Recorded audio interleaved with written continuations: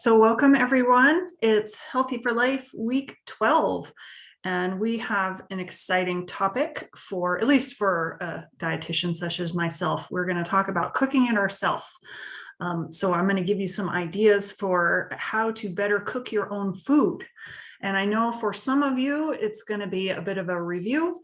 For some of you, maybe not so much. And whatever the case is, I really hope that at least you'll find a couple of nuggets of new information that you can use to better cook your own food and decide what's in it. So let me get our presentation started.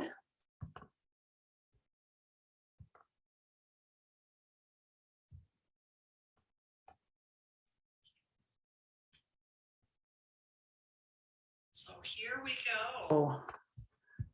Cook it yourself. I especially like this picture because it shows the lady doing it with children. And I think that's one of the best ways to encourage everyone to cook is to do it with your kids. They really are more likely to eat a wider variety of foods, and you are as well, if you do it together and you teach them to do it. So reflection question to kind of get your mind moving in that direction is to think about how often do you cook your own meals? So I'm talking about breakfast, lunch, dinner, snacks.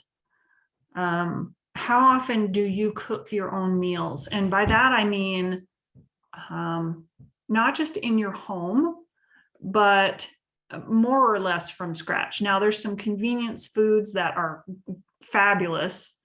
But I'm not talking about taking something that's prepackaged, putting it in the microwave and then taking it out and eating it.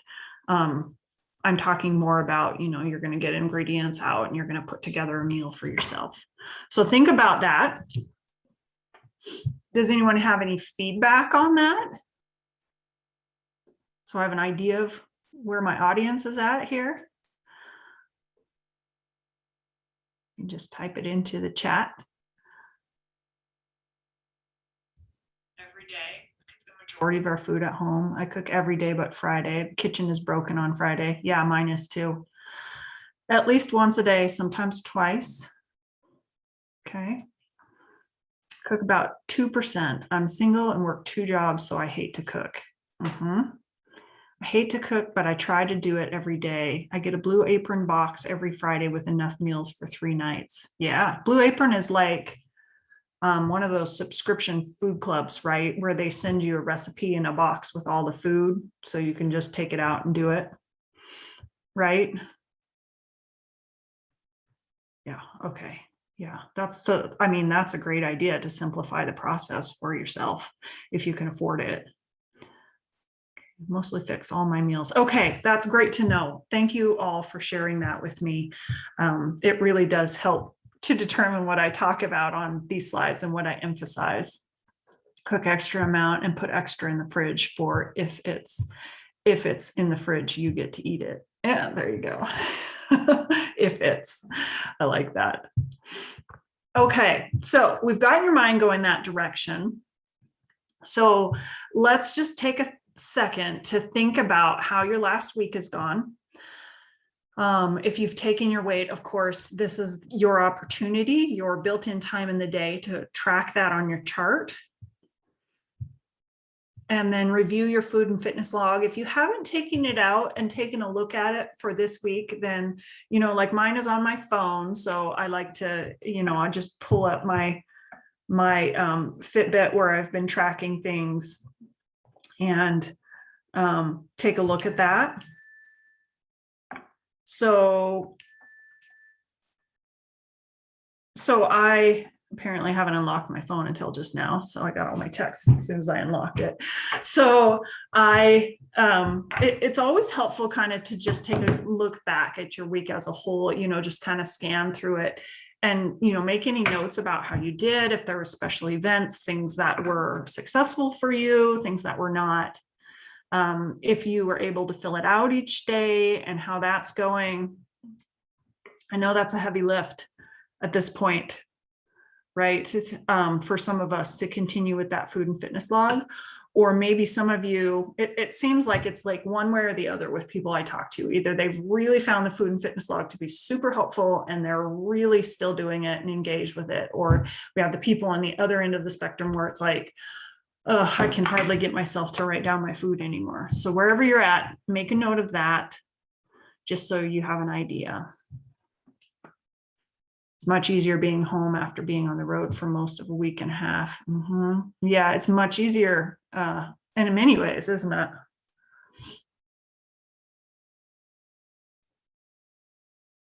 And of course, all of you, just remember as we go along, if you have comments or questions, please feel free to put that into the chat box. I don't always, if I'm right in the middle of a thought, I don't always respond right away, but I try and read all of that so that everyone can hear what people have to say, just in case you can't see it in the chat box. And if you see in the chat box, I don't believe I've ever said this before. If you look in the chat box down at the bottom, when it says to, there's a little pull down menu next to it that says all panelists. And you can change that to all panelists and attendees if you want everyone to see your comments. So instead of just me. All right. So let's jump in. This is some fun stuff. I'm excited to see what you all have to say about the topic. Misty said, I love the idea of the food and fitness log. And when I remember, I log, but it's hard for me to remember to do when I'm eating. Yeah. So true. And as with anything else that is tough to do and it's sustained long-term hard work, trying to get it to be a habit as much as you can, experimenting with different ideas for making it a habit is probably the best way to do it so that your brain doesn't work so hard. So if you remember the preparatory set that we worked on, it's a good idea to do a preparatory set. If you're still having trouble, remembering to do the food and fitness log until later, try doing a preparatory set. That might be helpful.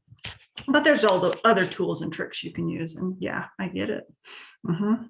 All right, so here we go. Why cook it yourself? I think I'm pretty sure I'm preaching to the choir about this. I'm pretty sure that most of you, just from the responses, know why it's important to cook it yourself, because home cooked food is healthier, it's less expensive, and it's more fulfilling. Making your own food mostly from scratch only takes shortcuts where you really need to. And there's some great products for that out there. So I would encourage you to take those shortcuts if you need to, if you want to. Focus on what you know how to do first, and then think variety and health. So one of my favorite things to do, and I've been at this for years, but one of my favorite things to do is I actually still get a physical magazine in the mail, right? I used to get Cooking Light all the time, but they stopped doing the Cooking Light magazine, which made me very sad. But they switched it to Eating Well. And I feel like this most recent Eating Well, the June one, was really good. I'm actually going to use some of the, I have it sitting right here because I'm actually going to use some of the information that they provided in it during the talk today. But kind of being curious about that can really help increase the variety of things that you do, trying new recipes, and then having a focus and interest in the healthier recipes. Think balance in every day. Every food has a place in a healthy diet. I think our guest presenters last week really did a good job of encouraging you all to remember that, is that you can eat all those foods that you want to eat. You just have to think about how they fit within your overall healthy diet. So if you have got a special event, then maybe you're doing some planning the day before, or, for a few days afterward, making some modifications to what you eat. It all fits in a healthy diet. You just got to think what's more, what's less, how often, all of that we've talked about. And remember, and this is going to come up as I talk about these ingredients that can go into home cooked foods, is that really we're interested in food that tastes good at the end of the day. You might need to train your taste buds to appreciate a little lower sodium food, or some of the vegetables have that kind of bitter, sour taste that takes a little bit more getting used to. But I'm going to tell you, if you can get used to coffee or you can get used to black chocolate. You can get used to vegetables. You can learn to appreciate the taste and improve your palate because it's in kind of the same ballpark taste-wise. So I'm just going to throw that out there. But when you're trying to make good food, sometimes there is no replacement for certain ingredients in certain applications. So you just need to trust yourself, use your knowledge, and then put that where it needs to go. So I already asked you this question. You already reflected on it. So think about your answer to how often you cook your dinner meals from scratch. How often do you make lunch from leftovers or something fresh and bring it to work with you or eat it at home?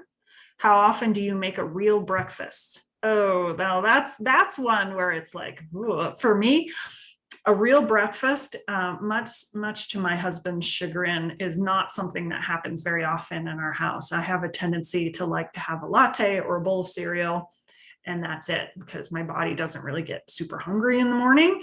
But how often do you do that? Because breakfast can be a really exciting meal. There's some really fun stuff that you can do at breakfast time. Does cereal count as real? It has whole grains and skim milk. Yeah, it counts as real, but you didn't make it. So since the topic is home cooking, technically, I don't make my own cereal, right? I use prepackaged cereal, and there's a lot of options out there with cereal, really. But there's this really interesting article in here. I don't know if you can see this. This is from the Cooking Light magazine. Nope, it's going to be blurry. It's not going to work. This Cooking Light magazine is Porridge Power. You can kind of see it if I hold it in front of my face. Eating Well magazine, Porridge Power. And it talks about how you can use a slow cooker to make all different kinds of breakfast porridge, which is kind of more what I'm talking about with breakfast, like making your own thing. And the interesting thing about these recipes that are on there is that a lot of these are savory ones. In fact, majority of these are savory ones. They have a sauteed spinach, Parmesan, lemon zest, and olive oil. They have poached egg, dill, chives, and chili oil. They have roasted cherry tomatoes, ricotta, and za'atar. So those are pretty savory breakfasts, right? And it is something that you can make for yourself, even though I don't necessarily do it. I meal prep on Sunday. I eat the same thing every day that week for breakfast and lunch. Mason jar omelets. Mason jar omelets. Now that's an idea I haven't seen before. A big salad for lunch. I've heard of mason jar salads, but not mason jar omelets. I'd be really interested in that. I'll have to research that. Or if you have a favorite recipe, Jennifer, send that to me. That's really interesting. I've done muffin tins with leftover veggie eggs and a bit of cheese. Pop it in the oven for 20-ish minutes. Lazy frittatas. I freeze them and bring them for breakfast. Yes, exactly. And the great thing about those kinds of things is that you can have it for dinner and then just make extra. I call them planned overs, pop them in the freezer, and then you can have them for breakfast later in the week. Yeah. My slow cooker and I had a bad breakup. I couldn't get it to work, so sold it online. I rarely cook breakfast. I do a cold brew coffee protein shake with chocolate protein powder. Rarely cook breakfast. Yeah, I'm in that same boat. There's a lot of things that you can do that are fun for breakfast. And even if you can't quite get yourself to the point where you're going to cook your own breakfast all the time, you can do it some of the time. And that really helps with the variety, right? Instead of having the exact same thing every day, if you can just, do a little extra planned over, or, there's also refrigerator oats. I don't know if you've ever heard of those. You don't even need to use a crock pot cooker for like oatmeal. You can do it in the refrigerator. So that's where that variety comes in, challenging yourself to try different things at breakfast. So Jennifer says, I saute veggies and some protein, add to a mason jar. So by protein, you probably mean some sort of meat. Add eggs from my chickens. microwave and eat. I just add a tiny bit of cheese and salsa. So do you put the eggs into the jar raw? Wow. Eggs into the mason jar raw. Oh my goodness. Jessica, would you just jot that recipe down and email it to me? I'd love to give that a try and see if it works for me. Has anyone used an Instant Pot or equivalent to make yogurt is the question. And then there was one up here I didn't quite get to: eggs and toast or a fruit smoothie every day, except Saturday we yard sale, so we get delicious burritos from the Sinclair. I think they are the pasty parlor burritos. Yeah, I yard sale too. Yes, my wife makes yogurt in the Instant Pot all the time. I would love to see the recipe for that. My husband's been making hard-boiled eggs in the Instant Pot, which can really be a really simple, easy component to a healthy breakfast, is hard-boiled eggs. I would love the recipe for the yogurt too, please. Yeah, so if possible, if we could get the recipe for the mason jar omelet and the Instant Pot yogurt, we would love that. The other thing I've been doing with yogurt is I've been using my Cuisinart ice cream maker, and it really makes a delicious, healthy treat to put it in the ice cream maker. Now, if you use low-fat yogurt and you don't add a lot of sugar, you pretty much need to eat it right away or put it into some kind of bar mold, because otherwise it gets like hard as a rock and you can't scrape it out of the ice cream tub. But my family and I have been loving the frozen yogurt fruit bars, or just, you know, fresh out of the ice cream maker after dinner for a treat. And plus it's healthier. It's got calcium in them. It's got protein. With the fruit, you can add the fruit to it. It's got probiotics. So that's something we've been doing too. Hard-boiled eggs in the Instant Pot are the best. Cool. You guys are awesome. See, I told you this was going to be an exciting topic. Okay, so Calvin, in case you haven't already read it, is learning about the mysteries of toast. Want to see something weird? Watch. You put bread in this slot and push down the lever, and in a few minutes, toast pops up. And Hob says, wow, where does the bread go? Beats me. Isn't that weird? Cracks me up every time. All right, so how to get started or do it better. Here's some tips I'm going to give you as we go through this presentation. So finding recipes. We've already found a couple of new recipes to try for some of us. Plan a menu. That's a tough one for me to do as well. Fill your pantry and stock your fridge. So yeah, this is how you get started or do it better. And probably some of those things you already do, but maybe not necessarily all of them. So I actually updated this slide from the version that's on the website. So if you've printed that out or saved that, make sure to make this note on there. I'll update it after the presentation, but I noticed there was a couple links I had on there that didn't work, and some new ones that I put on there. You can see they're highlighted in blue. So these are websites that I use quite a bit of the time when I'm looking for a recipe for something. I also use Smitten Kitchen. I don't know if you're familiar with Smitten Kitchen. It's a food blog. She does quite a bit of healthy stuff, but she also does quite a bit of unhealthy stuff. So I didn't put it on there. She's like more like a gourmet home cook kind of, but Smitten Kitchen has some great recipe ideas as well. I really like it. If I would plan meals, I would do so much better. I tend to stop at the store and buy what sounds good. Might not be healthy good.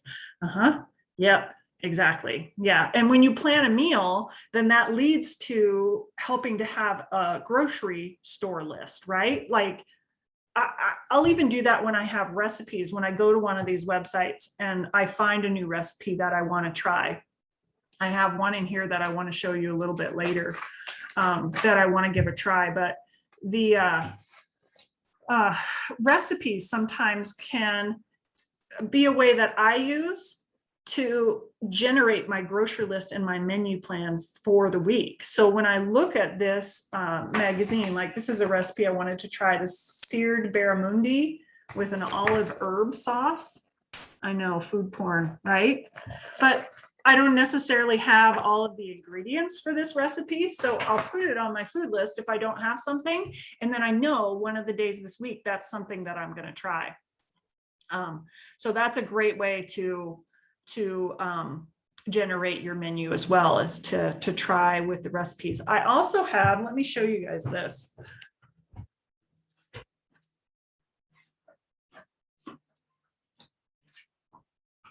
And chances are your method of keeping track of your recipes is going to be very different than mine. I think we've already established that I'm an old-fashioned paper girl. So what I have is I have this big recipe box that fits the 3x5 index cards, and I have it organized. I know you can't see it, it's kind of blurry, but I have it organized in here by tabs. So I have breakfast recipes, I have meal recipes like lunch or dinner recipes, and then I have that organized by protein source, like if I have chicken or if I have beef, if I have seafood, depending on what I have them all organized together. And then I have desserts in the back. So there's just like little tabs in there, and you can see I kind of just fold stuff up. When I find a recipe I like, I fold it up and put it in there, so my tabs kind of get hidden. But this is a great place to generate a menu plan too. For me, using recipes that I know that I like. Or if you have planned overs, because when I do meat, I'll do extra meat and I'll have it in the fridge. Like right now I have some extra steaks in the fridge. So then I know, okay, I got extra steaks. I'm not thinking of anything. So then I can go into my little box, look in the beef/venison section and look through and find good ideas for what to make for dinner. So that's a great way to come up with ideas in menu planning too. So there's a comment here that says, it's hard to set up a food calendar, so wondering if we could set up a Google Calendar with added meal suggestion and link to recipe. Would need a Gmail account. Would you clarify a little bit what you're looking for there? Are you looking for like a shared, like a Google Drive shared menu recipe calendar that we could all add to? Shared meal planning ideas? Yeah, I think that's a great idea. I'll certainly look into that. I've never used a shared document. I'd have to figure out how to do it, but it can't be that hard. I know I've used it, for other applications. I've just never set it up myself. So I like Supercook. I like Supercook app. You put in what you have in your fridge or pantry, and it gives you a ton of recipes you can make with what you have, and it's free. Yeah, Supercook app. That's a great idea. It's like my box, except bigger. I like my box because my box only has my favorites in it. WW app does the same thing. Yeah. Also, state computers don't allow Google Drive access. Okay, I'll investigate it and I'll see if there's a way that we can do that. Foster Farms sells these pre-cut frozen chicken pieces that you can cook straight from frozen. I love this because if I forget to pull something out to thaw, I can always cook up the chicken and add frozen stir-fried veggies and boom, a great dinner. Yeah, like it. Yeah, that's a great idea. And remember, with de-thawing, you can do it in warm water too, because I'm notorious for that. I'll do really good for a week. I'll take out, like 3 frozen things and put it in the fridge to de-thaw. And so I'm good for a week, but then the week after that, I forget to do it. And so I end up de-thawing or using those quick cook items like what you just said, that are like frozen meats, but they're smaller portions. So you can cook them from frozen. So that's a great idea. I saw those chicken at Costco. Yeah. That's why I love my Instant Pot, cooked straight from frozen. Yeah, I just got an Instant Pot for Christmas, and it's been a lot of fun to figure out how to use it. I especially love it for cooking brown rice, because I don't know if any of you have cooked brown rice before, but when you do it on the stovetop in a pot, it makes your house hot for one thing, and it takes about an hour for another thing. If you put it in the Instant Pot can go outside on the deck, or it can go outside in the garage, and it takes about 20 minutes to cook brown rice from dried to ready to go. So yeah, Instant Pot can really speed up those slower cooking things, or cooking from frozen, and there's all kinds of recipes out there too. A favorite go-to is chicken and a jar of salsa verde. Throw together with some veggies over rice or cauliflower rice, and voila, chicken burrito bowls. Yeah. So I actually just did deconstructed burrito bowls. I have a recipe for that has kidney beans, and you can use hamburger or steak, or really whatever kind of meat that you like, or no meat if you don't like it. And it's got kale in it, and it's got onions and garlic and tomatoes in it. And I put it over brown rice, and even my 8-year-old eats it, even though it's got chopped up kale in it. You'd never know. So that's, yeah, burrito bowls. The bowl thing is really exciting lately. There's lots of fun stuff you can do with that. I also have a salmon bowl that we really love too. I cook large amounts of meat in my Instant Pot and put food into quart-size baggies. It's super fast to make a meal with the meat cooked. Yeah, so what I do, and I do this a lot, I do this a lot. I kind of started with it with hamburger because my husband is a hunter. And so we end up with a lot of venison burger. And so I deliberately will cook more hamburger than I need, because you can cook it. I'll chop up onions, and I'll cook them at the same time as the hamburger, and I'll use part of it for the meal I'm making that night, and then I'll freeze the rest of it.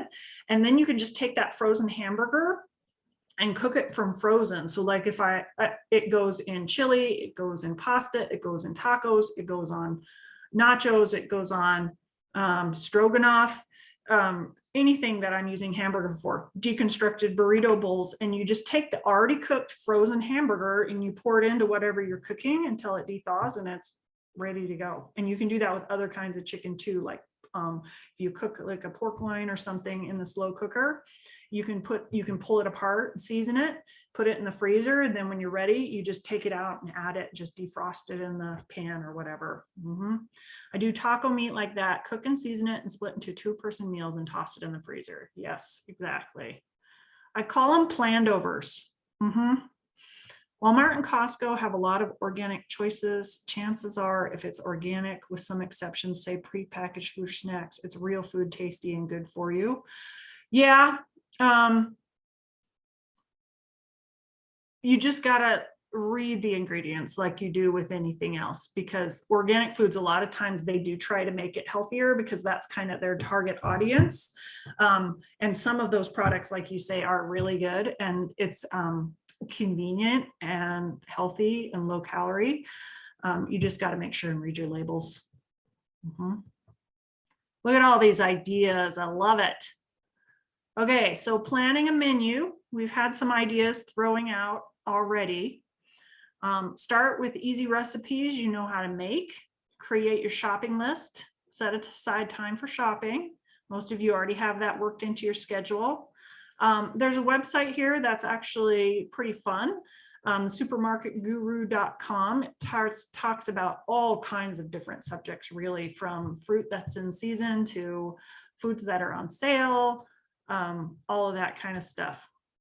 Leave time to prepare meals. Now this is that part of the menu, the actual preparation of the meals can be a roadblock to people, because in our heads we think this is going to take a really long time, when in fact it probably would take less time than it would to go sit in a drive-through or to order your food and wait for it to show up. So you may be surprised by how little time that it takes.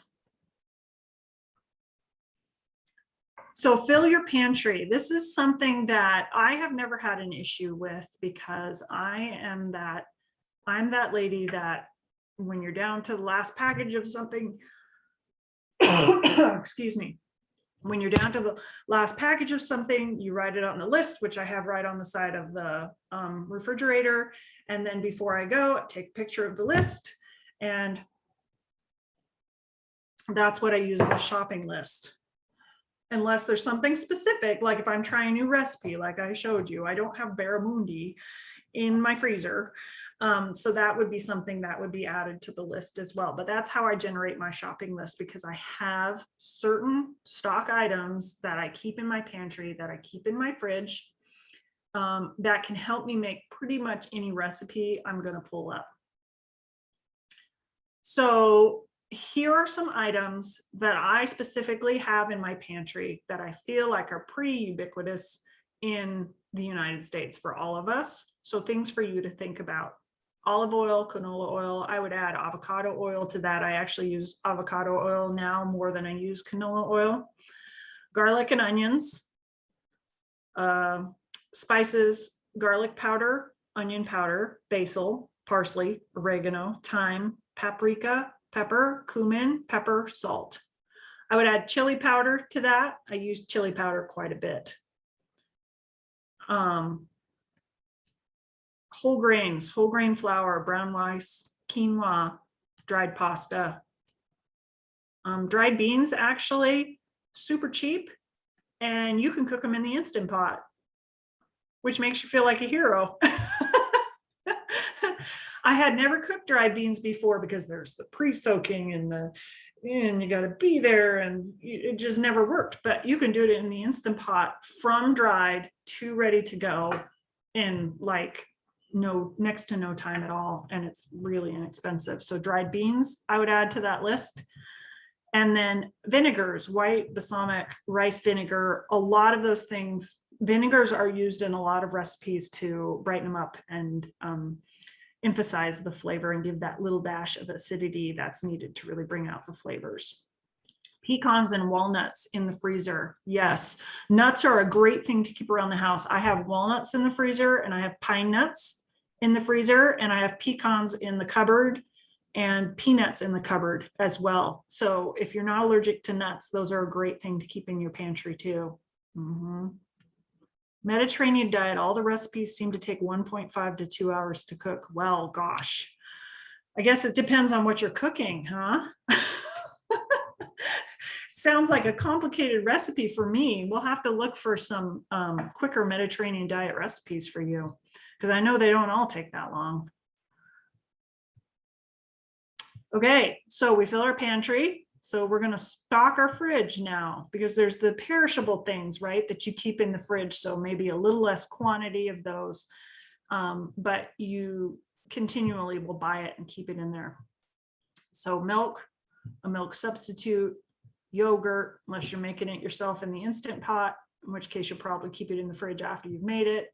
Parmesan cheese, I included that because, I mean, there's other cheeses you probably will keep in your fridge, but Parmesan cheese is really great, and it gets called for in a lot of recipes. And it's a great topping for a lot of low calorie recipes, because it's a relatively low calorie, low fat cheese that can add a ton of flavor, just to give it that little extra something to make it taste good. So that's why I included the Parmesan cheese specifically. Lemon juice, lime juice. So I like the lemons and limes actually themselves, but it's been a process for me to grow into, to learn how to use those in my cooking, and to learn how often I need to buy those to have them still be fresh when I want to use them. Healthy margarine and butter, both of those things. Mustard, Dijon, yellow mustard, mayo, Miracle Whip, plain yogurt. Hey, have any of you tried using plain yogurt in place of sour cream? Because you can. Yeah. I use ground chia seeds to replace eggs in a recipe. It works great and makes cooked foods stay fresh longer. Oh, interesting. Ground chia seeds to replace eggs. I've never tried that. Interesting idea. Do it all the time. I'll make tzatziki. Tzatziki. Oh, so good. It's awesome on salads. It's awesome on sandwiches. It's awesome to dip your veggies in. Tzatziki sauce is really great. And this is a good time of year for it if you grow a garden, because you probably have some dill in your garden. And if you don't, you can come over to my garden and I'll give you some. But that cucumber, lemon juice, little garlic, tzatziki sauce, yum. Delicious. Also used it in pasta instead of heavy cream. Yes, yes. Freeze yogurt to replace ice cream. Yep, we've been doing the same thing. Yeah. Let's see, sun-dried tomatoes are a great flavor booster for especially like pastas, but you can also put them on salads. There's lots of different applications for sun-dried tomatoes. Soy sauce, reduced sodium, or tamari sauce. Have you ever heard of tamari sauce? Tamari sauce tastes a lot like soy sauce, but if you get the low sodium version of tamari sauce, it has less sodium than the low sodium version of soy sauce. So there's also the, I forget what they're called, aminos. If you don't like MSG, liquid aminos, that's what it is. Liquid aminos taste very much like soy sauce. And if your body doesn't like MSG, that's a good option for that too. Coconut aminos, even lower. Dressings, although you can make your own, and I have a link for a great website with all kinds of different dressing options. Those are a good thing to keep in the fridge too. Vinaigrettes are a great choice. One of my favorite ones, I can't remember, I think it's called like Brianna's balsamic, creamy balsamic dressing. That's been one of my favorites lately. Keep in mind also with dressings that when you put those fats, if you limit how much dressing you put on, you literally dress your salad instead of drowning it, then it really adds to the flavor of the vegetables, and it actually helps your body to absorb the nutrients in the vegetables a little better. So just because a dressing is high fat doesn't mean it's necessarily bad. Just make sure that you dress your salad, you don't drown it, and that the fats that are in the dressing are from good places, or make your own. Super simple. If you eat salads a lot and you go through it, it's really easy to make your own dressing. Super easy. Sometimes I make my own dressing when I'm having a taco salad using avocados and lime juice. And then I just mash them all up with a little salt and pepper and stir my salad into it. It's a great dressing. Tamari is made with soybeans and is wonderful if you have a gluten problem. Yep. There you go. Healthy ingredients for the pantry and fridge. So my son is a growing 14-year-old boy, and he has a high calorie drive right now. So he's loving bagels. Yeah, the big ones that are like 500 calories a piece. But he likes to have cream cheese on his bagel and then sprinkle the everything seasoning on the top of it. So when I was choosing the sour or the cream cheese, I choose the light version of the cream cheese because it still has a good flavor and it doesn't have a bunch of weird products in it to make it creamy. But it does decrease the calories and the fat from saturated fat. So that's why I said to choose fat light or third less fat ingredients. I'm not saying with these ingredients you should use a ton. I'm just saying that those products are ones where they literally just decrease the fat in most cases, but they didn't add a bunch of other stuff like they do with some of the non-fat ones. And again, just using a little bit just for the flavor, right? Just to make the food enjoyable. We got honey whole wheat bagels from Wheat, Montana. They're good, but still not terrible. Not sure what that means. Walmart has Primal Kitchen dressings, which are good. Yeah. Where is that Primal Kitchen dressing located? In the salad dressing aisle or in the refrigerated section? Good question. I've never bought Primal Kitchen dressings.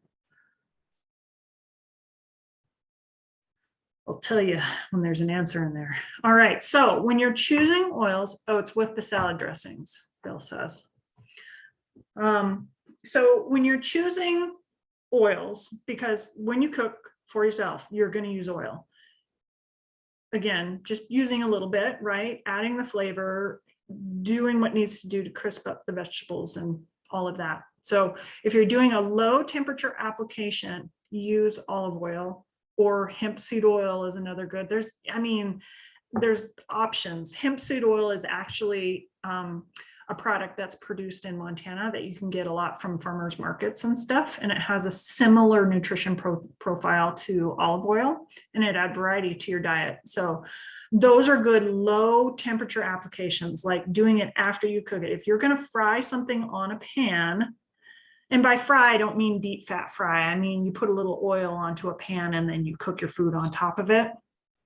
You're going to want to use an oil that has a higher smoke point. So two of my favorites are avocado oil, that's what I use most, or canola oil. Those will tolerate that higher temperature without breaking down because they have a higher smoke point. Smoke point is when the molecules in the oil start breaking down. Canola oil ingredients should be expeller pressed. And Jessica said, does avocado oil taste like avocados? It really, to me, tastes like nothing. It's a pretty blank slate. So to me, though, avocados don't have a really strong flavor when I eat them. It's more of a texture thing for me with avocados. It's a very mild oil. Avocado oil is, it's very mild. It would be worth a try if you're interested. Just get a little bit of it and give it a try. A healthy margarine, if you're going to use butter, like on your toast or your pancakes, if you like a little bit of that, there's some good products out there. We use Canola Harvest in our office, but in my house. But I have a picky husband that likes specific things. There's other options out there that actually give you something back, like the Benecol and the Take Control. So those are good options for a healthy margarine. And only use butter when it's necessary for the taste or recipe success. So there are recipes where it is important that you use butter, not margarine, not oil, preferably not lard. You'll notice I said there on that, try and avoid lard if you can. I know sometimes pie crusts need it, but really try not to use it for anything else unless it's really necessary. And butter is the same. Only use it when it's necessary for recipe success. Sometimes the tiniest little bit of butter at the end of cooking your vegetables, just to give that flavor to it, is awesome. And it makes the difference from I'm not going to eat my vegetables to I am going to eat my vegetables, right? So think about that when you're making that choice when you're cooking things. So grains, whole grains are cheap, moderate in calories, and full of nutrients and fiber. I'm telling you, if you limit the amount of grains that you get in your diet, then it is very easy to get deficient in your B nutrients, which are your energy nutrients. So try and intelligently add whole grains to your diet if possible, because it really does help keep your energy up and keep the nutrients that you need in your body. I'm not saying you got to do it all the time or every day. Maybe just try some different things. If there's gluten issues or if there's other issues that you're concerned about, there's lots of different options out there. There's whole grain bread, pasta, tortillas, pitas, pizza crust. If you're not adverse to wheat, those products exist. A lot of times now there's cauliflower crusts and stuff like that. But again, you're going to miss out on those B vitamins if you're not eating a grain, if you're eating the cauliflower. It all has a place. Just, be intelligent in making your choices. Brown rice, wild rice, pearl barley, fonio. Have you ever heard of that? And farro and quinoa are really good out of the box whole grains. And I think I showed you the picture of those whole grains when I was, I did. Yeah. When I was telling you about the breakfast cereals, because they used for their recipes, they used a different one of those for each one of those. In case you don't know what fonio is, it's fast growing and drought resistant, ancient grain, a type of millet, making it gluten-free. It has a light and fluffy texture and a mild flavor, which works well with sweet or savory toppings. So did you know that quinoa, barley, farro, all of those, you can use those for sweet applications too? You can put fruit on it, right, and have it for breakfast, or you can put eggs or chicken or whatever other kind of thing you want to put on there, and you can have it for dinner or lunch, right? Plandovers. So don't be limited to just wheat or oats, because there's other ideas that are out there. And I didn't include oats, but oats are a whole grain, a good whole grain source.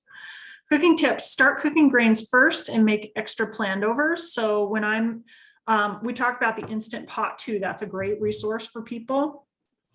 Walmart carries a non-GMO wild rice blend for like $4.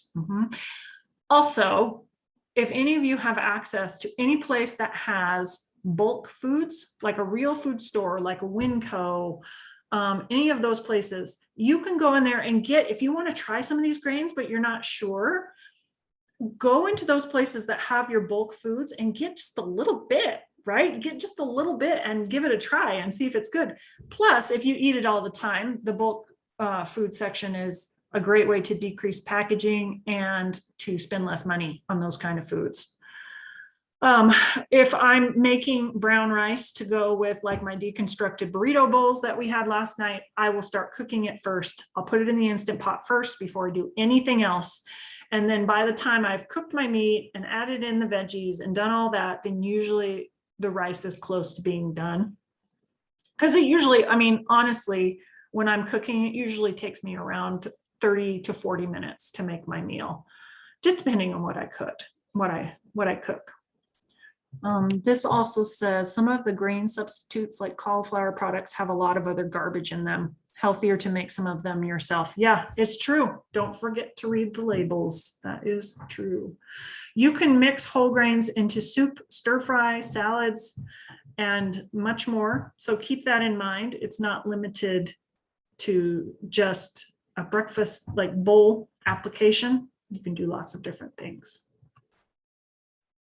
Add healthy ingredients to what you're cooking. Veggies and beans. Add veggies and beans to everything you possibly can. I am notorious for adding veggies to everything. Like a deconstructed burrito bowl that I made last night. I went and picked a bunch of kale from my garden, chopped it up into little tiny pieces so it kind of looks like parsley, and then you cook it down. It gets so small when you cook it down. Then I can mix it with kidney beans, which I also add to my deconstructed burrito bowls. The chopped up leftover steak, some onions, some garlic, some tomato, mix it, pour it over a bowl, add a little bit of rice to it if you want to. So easy to add that in there. If you're making, even if you've got like a pre-made product, sometimes we do like ramen bowls, especially my kids like ramen bowls. And you know, when you get those, they have like a couple little freeze-dried carrots in it, like nothing. So I'll just take out my package of frozen peas or carrots or stir-fry vegetables, whatever, pour that in there right before it goes to cook. And then there's a whole bunch of extra vegetables in there. You can add it to almost everything. And again, experience here, you know, you try different things. It's not like I just jumped up one day and I've been doing all these things. This has been over the course of my life. I have started to try this, try that, try this. This works well, that didn't work, you know, and then that you increase your repertoire. Veggies and beans are cheap, low in calories, high in nutrients and fiber, and make food taste better and look better because we eat with our eyes, right? If you think about bright, lovely colored, think back to the presentation we did where we were showing how to modify meals to make them lower in calories for the same volume of food, and how much better the meals looked that had all the veggies added to it. You really, I mean, fruits or vegetables, that beautiful bright color really just makes it interesting and better for you. So examples of places you can add beans and or vegetables: pasta sauce, tacos, soup, stir fry, right? If you have a family that doesn't like beans, like whole beans, like black beans or kidney beans, did you know you can smash them up? Smash them up like with a fork after they're cooked, or put them in a food processor, or however you want to do that. And then you can mix it in and they'll never know it's there, right? It might make it a little thicker, a little more umami flavor, but they'll never know it's there as long as you don't put in too much. So that's a great way to add nutrients. There's great B vitamins, there's great fiber, lots of different things in beans. I can't recommend them highly enough. Even just a little bit in your meal goes a long way. When I make tacos, I add in lentils to the meat. It adds protein and lets me use less meat, so I save money. Yes, I do the exact same thing. I always, when I have my hamburger, so I've already told you how I do my hamburger. I cook the hamburger with the onion, then I take out the extra hamburger to put in the freezer for later, and then I'll add beans with the meat. I mean, to me, a taco isn't a taco unless it's got beans in it. This again, same thing. If your family doesn't necessarily like the whole beans, smash them up and mix it with the taco meat. It just makes it a little bit thicker, and all those extra nutrients, and it decreases the calories and it decreases how much it costs. Yes, great idea, Jessica. Problem solving, right? So it's all fine and good to talk about all of this cooking at home, and it's a great idea, but let's be real. There are reasons that we don't already do this as much as we maybe would like to. So here's a place for a preparatory set. If there's something that's triggered you, like during this conversation where you've said, gosh, I'd really like to make my own breakfast more often. How could I do that? Preparatory set, right? What do you want to do? Why do you want to do it? When in your day might that fit? Visualize it. What is that going to look like so that you can do it? Time is a big deal to a lot of people. Many meals can be made in a half hour or less. Plan your meals. Make sure to get out meat a few days ahead, let it defrost, make extra, start cooking grains first, make extra. Did you know whole grains hold up really well in the refrigerator? Even oatmeal, if you use the old-fashioned oats or the steel cut oats and you cook extra, if it really reheats very well. You can add just a little extra milk or whatever, put it in the microwave and stir, and the individual grains come apart. And it still has a really nice texture.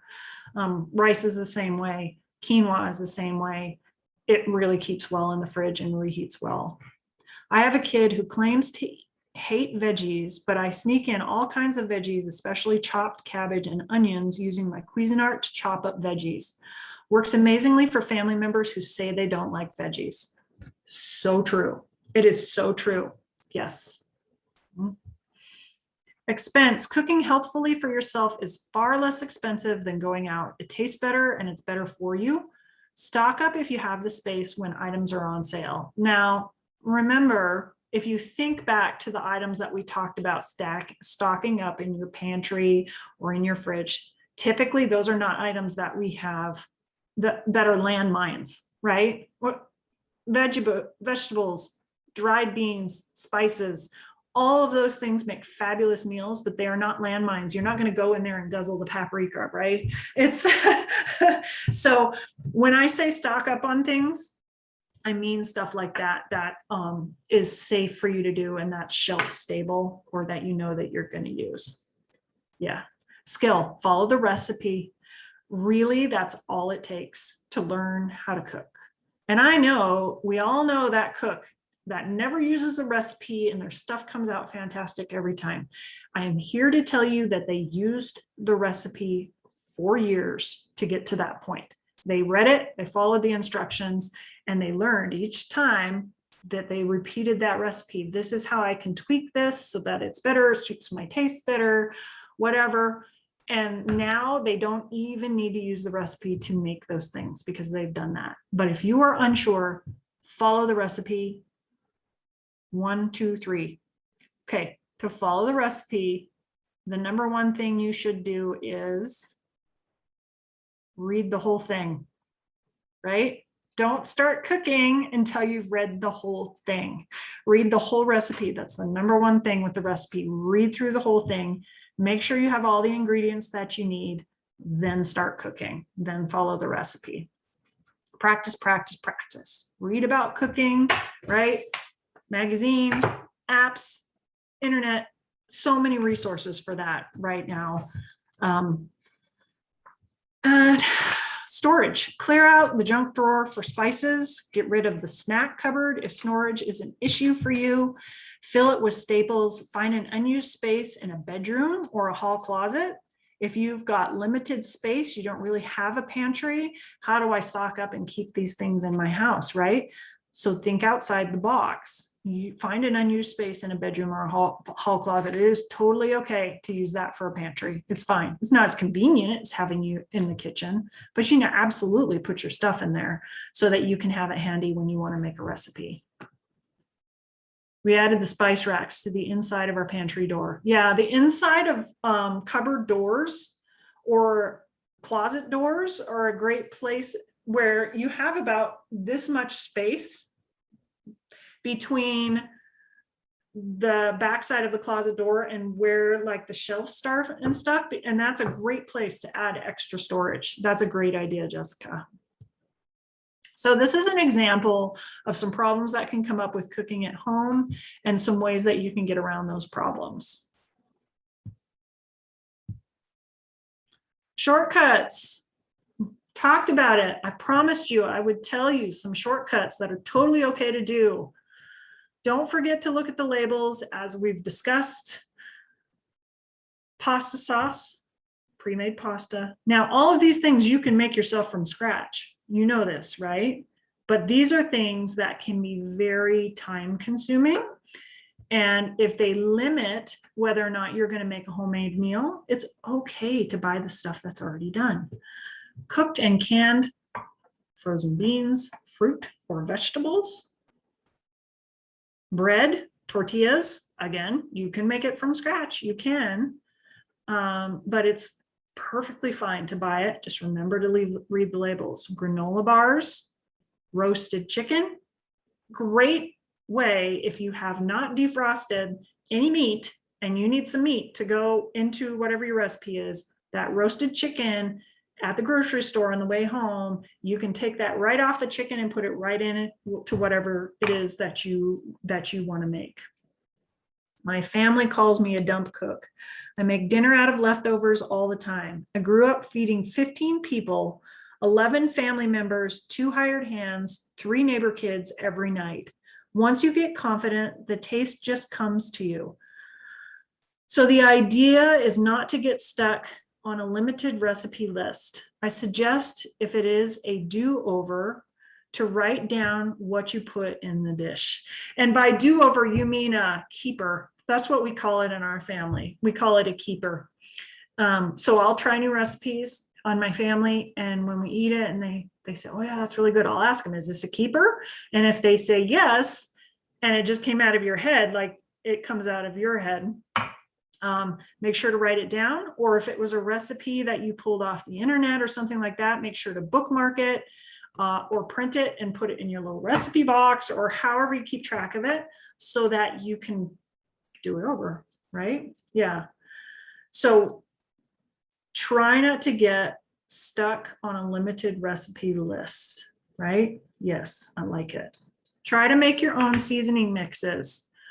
Those little packages of seasoning mixes, 95% of them you can make out of those staples that I had on that list.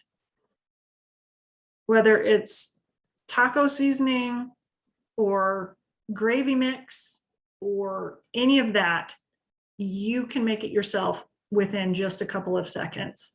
It's as easy as looking it up on your phone, right? Or looking it up in your recipe book. And it's going to tell you this is what you put in to make gravy. This is what you put in to make taco seasoning. Try and make your own. Just because they add preservatives and stuff to it, and it's not really necessary when it's just a mixture of spices that you probably already have in your spice drawer going bad. I included, here's the link for dressings that I included here. What time is it? Do we have time to go look? No, we don't. We talked a lot. Oh my goodness. Pancakes, syrup, baked goods, muffins, breads. potatoes, pre-chopped fresh veggies. Yep. Those are okay shortcuts. Just make sure to read the labels. I really love emails. It is an electronic meal plan that you choose weekly, and then it sends the shopping list to local grocery stores for you. Saves time with kiddos. Yeah, recipes, emails. Good one. I like that. Thank you, Jessica. You can make pancakes and waffles yourself. Do you know you don't need a mix for that? It's super easy. I can send you this recipe if you're interested. This comes from my mom. She makes pancakes from scratch. It says right on there, Mom's Pancakes, right? See how many ingredients are on there? Super easy to put together yourself, and you can make your own pancakes or waffles. Chicken or vegetable broth. That roasted chicken, tear off all the meat, take off the extra fat, put it in a pan with some carrots, some celery, some onion, maybe some thyme and a bay leaf. Fill it up with water, put it to slow cook in your slow cooker or on your stove. Give it a couple hours at a very low temperature. Homemade chicken broth. It's as easy as that. Soup. Again, we've talked about this before. So many good recipes, so easy to make planned overs. Seasoning mixes, dressings. What do you buy that is prepared? And how does it fit within your life, within your time limitations and your confidence level? And see what you can do yourself. All right, I appreciate you all hanging with me. I thought this was going to be an exciting topic, and it was, so we ran a little bit over the hour. So I'm going to take these last few slides pretty quickly because I feel like you've seen this before. So the expectation always is to continue with the food and fitness log, please. Recording all of the things that you need. Take note of your goals. Does home cooking have a place in your goals? Is there a change that you'd like to make to your goals for the coming week to try with more home cooking? Maybe trying new recipes, maybe trying to do breakfast a couple of days a week. There's all kinds of different things that you could do there, but it's not required. It's up to you. So the funnies, the one little kid is saying to the other, Mom slipped a healthy one in. I'm assuming he's talking about, yeah, Mom slipped a healthy one in. So it's kind of like playing hot dog roulette. I don't know if hot dogs are ever healthy, honestly. And the lady says, well, what will I do with it? It will never fit in the microwave. She has a frozen turkey. Don't cook it in the microwave. I can tell you that. So here's a little bit of encouragement for you. Every day is a new start and a new chance. Just like Billy and Jerry said, don't dwell on things you can't change. Worry is like a rocking chair. You just go back and forth and you never get anywhere. What makes a hero or bravery is being afraid, but doing it anyway. And this one is one of my favorites, this last one. Your words become your thoughts become your beliefs become your reality. So speak health, speak positive goals, speak positive thoughts out loud so that that can translate to your thoughts, so that that can translate to your reality. So next week is an activity day. What does that mean? It means that we're not going to meet here. We are going to take this hour that we normally are on this webinar together, and we're going to choose an activity of our choice and do it. And then after you're done, you just got to fill out the survey and say, this is what I did and this is what I noticed. So you're doing it consciously. You're choosing. So put your mind to that right now. Think to myself, what kind of activity would I like to do in this hour? And how am I going to do that consciously so that when I'm done, I can think about it. Think about how you feel before, think about how you feel afterwards, and think about what activity you want to do. And I will send you that information via email as well. And we're going to end with Calvin. And he says to his mom, is hamburger meat made out of people from Hamburg? And she goes, of course not. It's ground beef. And he says, I'm eating a cow? She says, right. And he goes, oh, I don't think I can finish this. Oh, I'm sorry to treat you to my laugh all the time, but oh my goodness, cracked me up. And then there's a question from Jessica. If anyone has any feedback, she has asked if anyone has any success with something other than butter to make a roux. So an ROUX is a base for sauces that typically uses butter and flour. So if anyone has success with using something besides butter to make a roux, please let us know.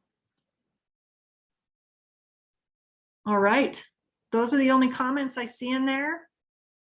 Thanks for hanging out with me for a few extra minutes. Thank you so much for your commentary during the presentation today. Please let me know if anything comes up. Please send me those recipes that we talked about and I'll send them out to the group. And anything else that comes up, you know where to find me. Next week, remember, activity day. We are not meeting here. So activity day next week. Think about that.